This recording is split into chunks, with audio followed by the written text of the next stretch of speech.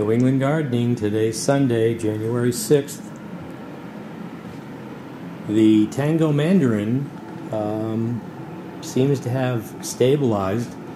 I still have this tent over it. I don't let it get too much direct sunlight, and I missed it. Actually, the last branch on this, you can see here, actually had a month ago. Must have been doing something right, or it was the last gasp, but it had a whole bunch of flowers on here.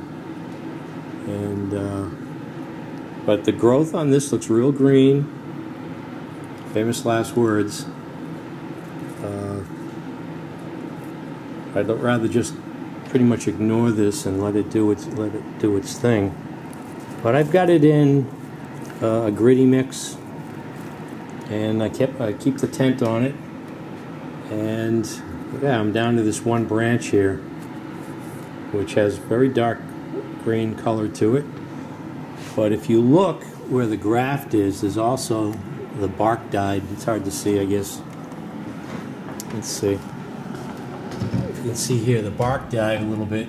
You can see there, so it's just hanging on by almost a thread. But if I can get another shoot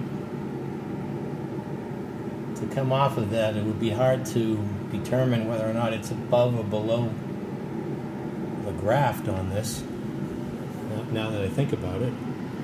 But it's still hanging in there. Tango Mandarin's still hanging in there. I've got it on a heat mat. I don't know how much of the heat dissipates through that little plastic there. Let me turn off. I got my humidifiers cranking. Even when I got 3 humidifiers on, it's like 38% humidity in the house. It's pretty dry. It's hard to keep up the humidity. The Babaco I brought in, and it immediately dropped all its leaves. But it looks like it's recovering. You can see here, just the past couple of days, the leaves are really starting to come out. Actually, I think that's a fruit right there. So as long as it didn't drop the fruit that was on, that was my next concern, is it was going to drop these fruit. But it hasn't, and it looks like it has acclimated to the inside now. And the leaves are starting to really, I just didn't notice that till today, that looks like there's 2 fruit forming on this. So the trunk's getting pretty thick down at the base here. And you can see that. Pretty good diameter there on that. And I bought something called a blue Aishia, which out in the fig forums is discussion on what exactly this fig might be. It's actually been propagated from it's a tissue culture, I guess. So in back of it, I have my Aishia Black, which of course, again, also the cold was taking a toll, and debated whether to bring it in or not. I brought it in, it dropped its leaves, but it looks like it's, I'm waiting for that bud to open.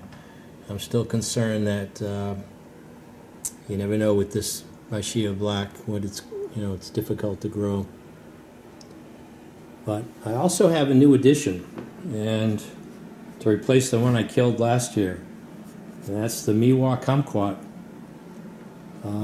It's been in the pot for about a month. I think it's finally acclimating to the inside, and I did have some initial root, not root drop. I did have some initial leaf drop, and was concerned that I was on my way to killing another one, but it seems to have stabilized, and hopefully I put this in a nice coarse bark mixture too, sort of a gritty mixture. And we've had a lot of overcast days, so it hasn't been getting very strong sun, which initially, it's probably a good idea too, not to have it learn that. If the roots are dormant, you don't want to put your citrus in nice bright direct sunlight. That's not a good idea.